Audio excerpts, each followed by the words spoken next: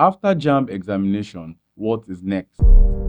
It is important to understand that your JAMB exam is just about 30% of what is required in gaining admission into your selected university. Now, I do not mean to scare you. I just need to let you understand that these are the things you need to do right after your examination. Definitely, there are two categories of people: those who have passed their exam and those who have not. However, I would like to address those who have passed their exams at first. Now, one of the things you need to do is to evaluate your score. And how do you evaluate your score? You need to check the previous trends of results that have actually gotten admission into the choice of your course.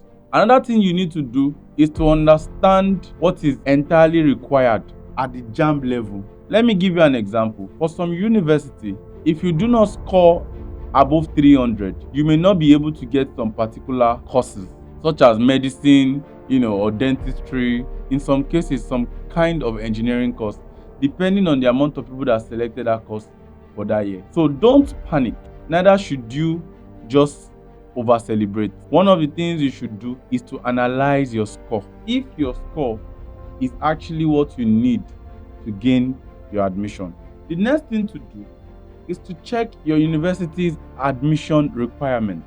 This is actually the most important thing to understand. Some schools write post-UTME while others don't. Some schools, it is just screening while they go through your O-level results. Know the kind of school you choose and know the kind of things to actually prioritize.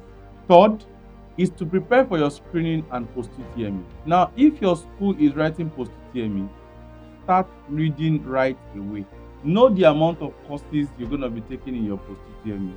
Some schools are just math, English, and general paper, while others may actually enforce you to take the same courses you took in your JAMB examination. So understand what is needed in your post-UTME and focus on what is needed in order for you to pass. Don't entirely go and be wasting your time reading math and English alone or general paper when your school actually requires that you learn for everything you wrote in your JAMB. So it is very important to understand your school's admission requirements so that you can know how you prepare for your post-UTME. Number 4 definitely would be that you need to upload your O-level results to your JAMB portal, right? This usually happens maybe when you're done with your post-UTME or sometimes maybe before your post-UTME, depending on the timeline. You upload your O-level results to your JAMB portal. And number 5 would also be to always pay attention to your JAMB portal to know if you have been accepted or rejected. Another thing again you need to pay attention to is don't be entirely emotional about your admission process. Now, I understand that this may be a very hard thing to do. Sometimes you need to be strategic. When you have calculated your JAMB score and then you have realized that what you've gotten cannot actually make you gain admission to that particular course or choice, or maybe even the institution you selected, one of the things you may need to consider may be changing your course or your institution to other schools that you think may be able or that you are sure can take all you've gotten, in your JAMB, and maybe you have the capacity to also pass your post-UTME. These are things that you should know, that you should start doing just right after your JAMB examination. The last 2 things you need to understand is to always put your ears down for updates. Be part of, school's admission process or students that are going to that school. Look for people in that school already that you can ask questions that are relevant to how they are going to gain their admission.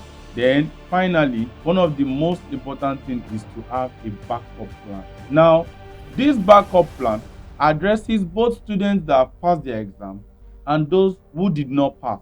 There are other alternatives that you can actually take. For example, there is the JUPEB. This gets you directly into 200 level in any university. And there are also some cases where you may consider doing some part-time courses, maybe in some university where it may not require that you write JAMB examination. But let us focus a little bit on JUPEB and sometimes IJMB. JUPEB is an examination that covers some parts of your O-level and some A-level parts of the courses, right? So usually it requires that you take just 3 courses and then you use that to gain admission. These JUPEB are prominent in universities such as University of Lagos and some other universities. So, but then the great thing is, while you make your payment for it and then you go through their process, that is, you're already on campus going for classes. This automatically means that the school is training you for the exam.